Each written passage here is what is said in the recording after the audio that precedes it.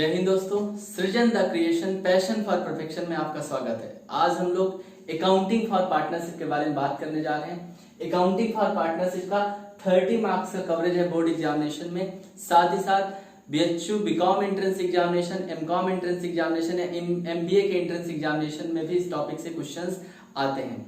हम अगर बात करें तो 30 मार्क्स के अलावा 30 मार्क्स के साथ साथ इसका आप अगर कैरियर ऑप्शन के तौर पे देखें, अगर आप कॉमर्स या मैनेजमेंट की फील्ड में जॉब करते हैं या एडमिनिस्ट्रेशन के तौर पे कोई जॉब करते हैं या अपना खुद का बिजनेस आप रन करते हैं या अपने फैमिली के बिजनेस को कैरी या कंटिन्यू करते हैं, तो वहां पे भी इसकी नॉलेज को आप यूटिलाइज कर सकते हैं। क्योंकि कोई भी नॉलेज वेस्ट नहीं होती, बस उसका सही यूटिलाइज करने का तरीका आपको मालूम होना चाहिए।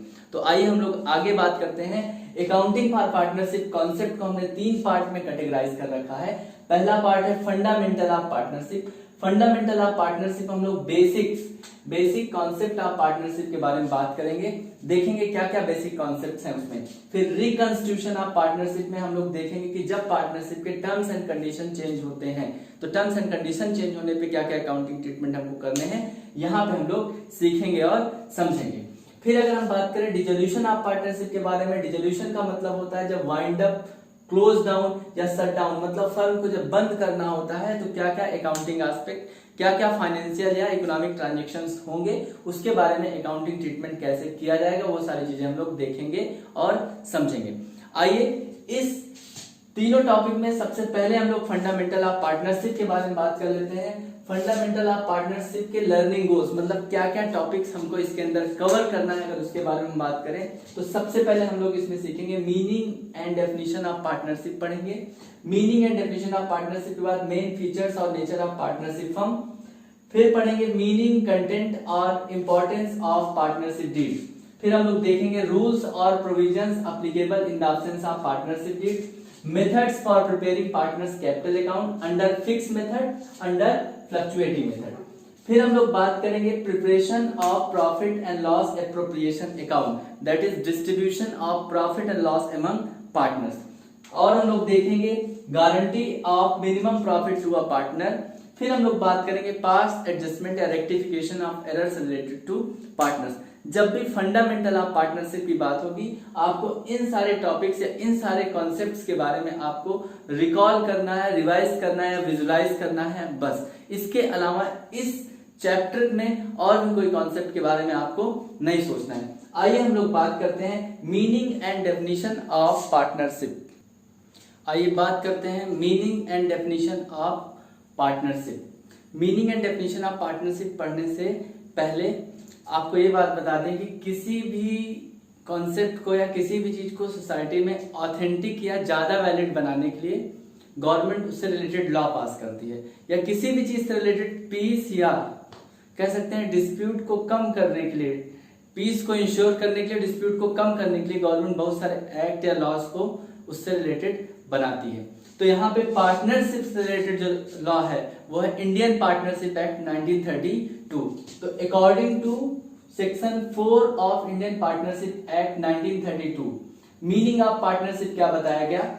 इट इज द रिलेशनशिप और association between 2 or more persons who have agreed to share the profits of a business carried on by all or any of them acting for all। पूरी कितनी बातें इसमें निकल के सामने आ रही हैं कि एक बिजनेस ऑर्गेनाइजेशन या ऐसा बिजनेस ऑर्गेनाइजेशन जिसमें 2 या 2 से अधिक लोगों का एसोसिएशन या रिलेशनशिप हो, और साथ में वो बिजनेस को कैरी कर रहे हो और प्रॉफिट को शेयर करना कंपल्सरी हो, जिसमें एक लोग सभी लोगों के लिए काम कर सकते हैं, सभी लोग मिलकर आपस में काम कर रहे हो। कि इस डेफिनेशन की जो बातों से, इस डेफिनेशन से जो फीचर्स निकल के सामने आते हैं उनके बारे में हम लोग बात कर लेते हैं। Essential features of partnership. सबसे पहला फीचर निकल के सामने आया कि there must be 2 or more persons। यहाँ पे 2 या 2 से अधिक लोगों का होना जरूरी है। जब 2 or more persons होंगे तो पर्सन्स कौन हो सकते हैं, पर्सन कौन नहीं हो सकते। पर्सन कौन नहीं हो सकता उसके बारे में बता दे रहे हैं आपको। Person except minor, unsound mind persons disqualified by law, example insolvent. कहने का मतलब है कि जब भी हम लोग पर्सन की बात करेंगे तो पर्सन वो माइनर नहीं होना चाहिए। माइनर का मतलब 18 साल 18 ईयर्स के बिलो नहीं होना चाहिए। 18 ईयर्स के बिलो को माइनर कहा जाता है। दूसरा, अनसाउंड माइंड का नहीं होना चाहिए, मतलब उसको राइट या रॉन्ग की समझ या रेशनल माइंड उसके पास होना चाहिए, क्या सही है क्या गलत है ये वो आसानी से समझ सके। वो पर्सन पार्टनरशिप में पार्टनर बन सकता है। साउंड माइंड वाला पर्सन, अनसाउंड माइंड वाला पर्सन पार्टनर नहीं बन सकता। फिर अगर हम बात करें person disqualified by law, insolvent, मतलब जिसको कोर्ट ने एक ऑर्डर दे रखा हुआ, एक लेटर इशू कर रखा हुआ कि इस पर्सन से कोई भी लोन या कोई भी डेब्ट की रिकवरी नहीं की जा सकती, उसको इंसॉल्वेंट कहा जाता है। या और भी अगर हम बात करें तो प्रेसिडेंट हो गए, गवर्नर हो गए, प्राइम मिनिस्टर हो गए, इन सभी पर्संस के साथ कोई भी कॉन्ट्रैक्ट नहीं किया जा सकता। क्यों नहीं किया सकता? क्योंकि इनके खिलाफ अगर कोर्ट में हम कोई एक्शन लेने की बात करते हैं तो इनको कोर्ट में रिप्रेजेंट करना, ये कंट्री के रिप्रेजेंटेटिव होते हैं, तो कोर्ट में इनको खड़ा करना कंट्री की डिसरिस्पेक्ट होगी, और कंट्री की डिसरिस्पेक्ट ना हो इस वजह से इनको किसी भी कॉन्ट्रैक्ट या किसी भी लॉ से बाहर कर दिया गया। तो कहने का मतलब इन तीनों पर्संस को छोड़ के कोई भी पर्सन पार्टनरशिप में पार्टनर बन सकता है। Maximum, minimum number of partner तो 2 हो सकते हैं, मैक्सिमम नंबर ऑफ पार्टनर्स 50 हो सकते हैं। ये बात किसने बताया? एज पर दी कंपनीज एक्ट 2013। कंपनीज एक्ट 2013 के accordingly maximum number of partners 50 हो सकते हैं। ये बात आपको ध्यान रखना है। और अगर हम आगे बात करें, कुछ एग्जांपल्स ले सकते हैं। एग्जांपल नंबर 1, X एक पर्सन है जिसकी एज 25 ईयर्स है, Y एक पर्सन है जिसकी एज 17 ईयर्स है। क्या दोनों की पार्टनरशिप बिजनेस कैरी हो सकती है? आंसर होगा नहीं हो सकता। क्यों नहीं हो सकता? क्योंकि 17 ईयर्स के पर्सन को माइनर कहा जाएगा और एक माइनर पार्टनरशिप के बिजनेस को स्टार्ट नहीं कर सकता। आपके दिमाग में एक बात आ रही होगी कि माइनर को तो पार्टनर बनाया जा सकता है। हाँ, माइनर को पार्टनर बनाया जा सकता है, लेकिन पार्टनरशिप को स्टार्ट करने के फॉर्मेशन के टाइम माइनर को पार्टनर नहीं बनाया सकता। एक बार फर्म स्टार्ट हो गई उसके बाद माइनर को शामिल किया जा सकता है पार्टनरशिप में। इस तरीके से दूसरे एग्जांपल की अगर बात करें, XYZ 3 पार्टनर जिसमें X की एज है 27 ईयर्स, Y की एज है 20 ईयर्स और Z की एज है 16 ईयर्स। क्या इसको पार्टनरशिप फर्म कहा जाएगा? इसको भी पार्टनरशिप फर्म नहीं कहा जाएगा, क्योंकि यहाँ पे भी एक पार्टनर 16 ईयर्स का है जो कि 18 ईयर्स के बिलो है, वो भी माइनर होने के नाते उसको पार्टनरशिप में पार्टनर के तौर पे नहीं देखा जा सकता है, उसको पार्टनरशिप से के लिए स्टार्ट नहीं किया जा सकता। तो इस तरीके से आपको ध्यान रखना है कि 2 या 2 से अधिक लोग होंगे और उस पर्सन में कौन कौन शामिल होता है, कौन कौन नहीं होता है, इस बात को आपको दिमाग में बनाए रखना है। आगे हम लोग बढ़ते हैं। एग्रीमेंट का होना यहाँ पे जरूरी है। एग्रीमेंट में बी रिटन और ओरल। जो भी एग्रीमेंट पार्टनरशिप का होगा वो रिटन भी हो सकता है, ओरल भी हो सकता है। एग्रीमेंट का मतलब है सभी पार्टनर्स या पर्सन के आपस में कंसेंट, म्यूचुअल कंसेंट होना जरूरी है। अगर पहले से किसी के फैमिली बिजनेस चल रहा है तो वहां पे ऑलरेडी कंसेंट थी, अभी कंसेंट नहीं जनरेट हुई, तो उसको पार्टनरशिप बिजनेस नहीं कहा जाएगा। एक एग्रीमेंट या एक कंसेंट होना जरूरी है, वो रिटन भी हो सकता है, वो ओरल भी हो सकता है। आगे हम लोग बात करें, there must be exist a business.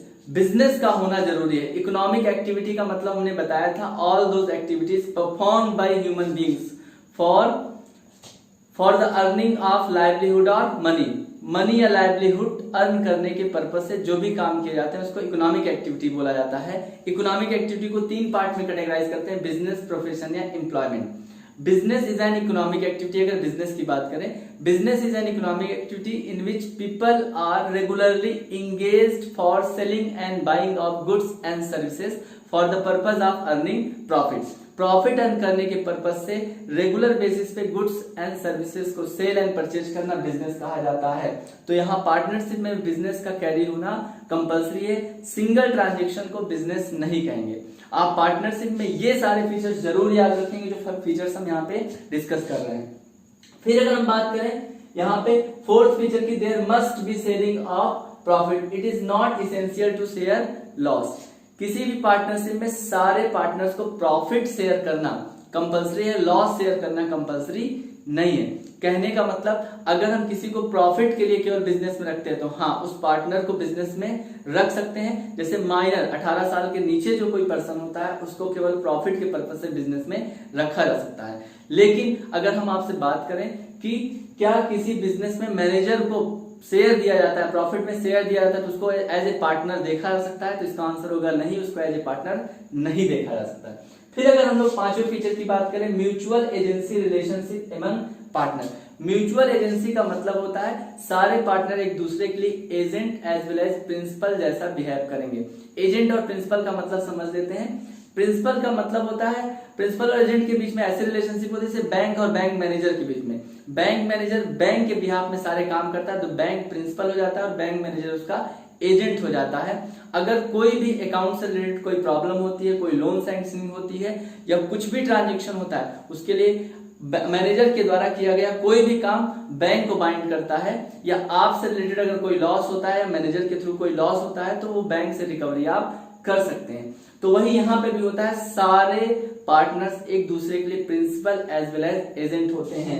यहाँ पे हमने लिख रखा हुआ any act of any partner is binding to all partner. किसी भी पार्टनर के द्वारा किया गया कोई भी काम सारे पार्टनर्स को बाइंड करता है या एक दूसरे को बांधता है, वो सारे की कंसेंट को डिनोट करता है।